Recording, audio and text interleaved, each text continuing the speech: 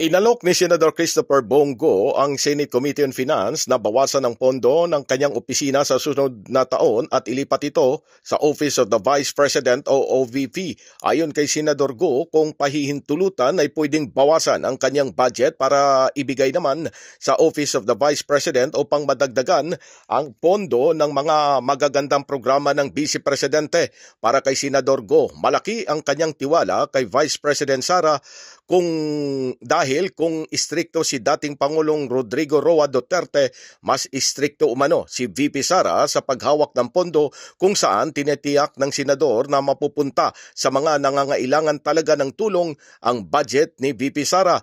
I witnessed firsthand the remarkable work of the Vice President when she was still the mayor of Davao City, and when she became Vice President, and I sincerely believe Vice President Duterte's initiatives have been instrumental in helping this government uplift lives and promote the welfare of all Filipinos.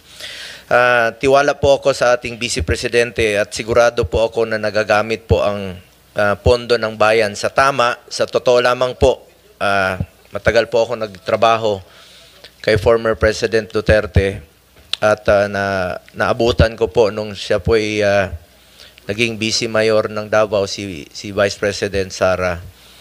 Kung stricto po si dating Mayor, dating Pangulong Duterte sa panggobyerno, mas stricto po si VP Sara.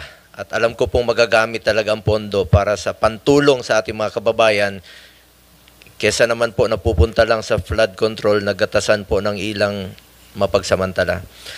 Paliwanag pa ng senador, maraming proyekto ang tanggapan ng pangalawang Pangulo na napapakinabangan ng mga kababayan natin at maraming natutulungan.